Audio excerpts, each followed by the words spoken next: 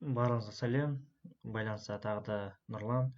Мен Телеграмдағы Жалағаш IT каналының жүргізушісімін және оқу кезет жобасының бастапқы авторымын. Өзім туралы қысқаша айтып өтсем, мен 90-шы жылғымын, Қызылорда облысы Жалағаш ауданынанмын. Осында дүниеге келіп 2002 жылға шейін оқыған, 6 сыныпқа дейін 202-ші орта мектепте, кейін Астанадағы Қажымұқан спорт мектебінде, спорт школада сол жеңіл атлетикамен айналысқам. Қажымұқанды бітіргеннен кейін еврейскийде оқыдым. Өзім мамандығымды ары қарай жалғастырып, дене шынықтыру және спорт мамандығына түстім, кафедрасына.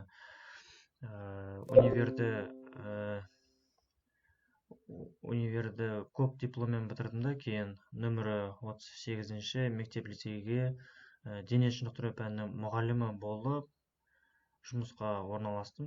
Енді ол жақта 2 жыл жұмыс жасадым. Дене шынықтырудан сабақ бере жүріп, қосымша жүгіруге де оқушы дайындадым.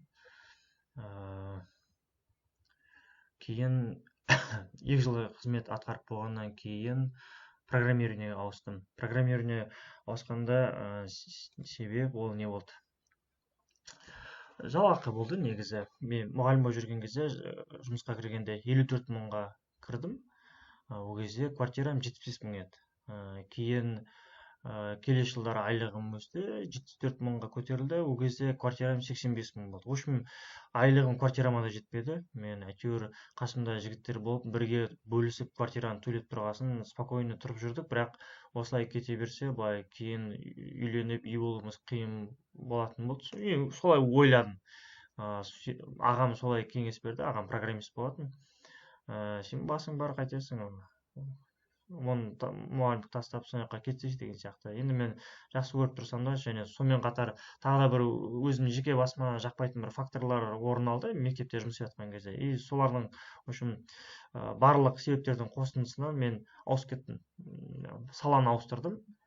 Қанша жыл бойы кішкентай кезден ес білгелі жүгіру деп спортпен айналысып жүріп, кейін бір күнде тастап программированиеге ауысып кеттім. Енді программированиеге ауыстым, ол кезде 2 ай дайындалдым. 2 ай дайындалған кезде азаннан кеш емес, таңертең 1 жарты сағат, кешке 1 жарты сағат деген сияқты. Ең бірінші оқыған курсым ол Александр Гудок деген украинский программист бар. Соның курсы бойынша основы программирования платформа .NET деген сондай курс болды орыс тілінде. Соны оқып, келіп, мектептен жұмыстан өзім шықтым, добровольно. Енді добровольно деймін, енді соған бәрібір келіп тұрды жағдай. Жұмыстан шыққасын көп іздемедім деп ойлаймын. Енді 50 мыңға болса да, әйтеуір программист болып жұмысқа тұрып алдым, ИП-ға. И программист болған кезде уже айлық жақсы өсе бастады. Әйтеуір 50 мыңға кіріп алдым. Сосын 2 айдан кейін 70 мыңға ауыстым. Достарым шақырып алды өздерінің компаниясына.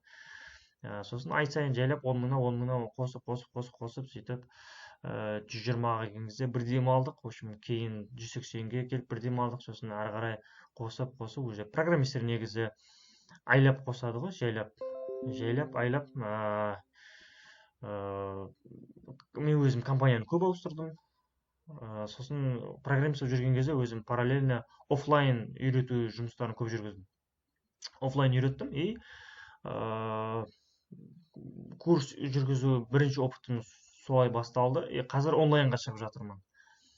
Онлайнға шығу практикам енді басталып жатқандықтан, енді мына жасап жатқан жұмыстарымның көбісі эксперимент ретінде болып жатыр. Өйткені офлайн форматтан онлайнға ауысу өзінің бір ерекшеліктері бар екен. Сол себепті бас жағында мені қолдап, қатысып, проекттің бас қасында болып жүрген жастарға да үлкен рахмет, аудиторияма, лайк қойып жатыр екен осы қазірде.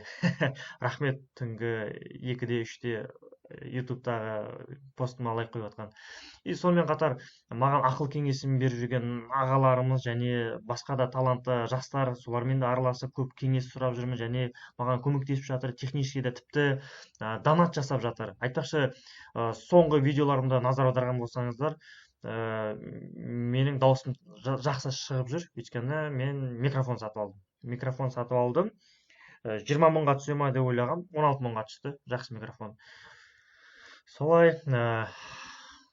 қысқаша өзімді таныстырсам осы. Енді толық танысқыларыңыз келсе, бұл адам тұлға ретінде ішінен қалай, мінезі қандай деген сияқты сұрақтар болса, қазір мен тағы бір видео жүктеймін. Ол видео жарты сағат. Бірақ жарты сағаттың ішінде сіздерге арналған бір сюрприз бар.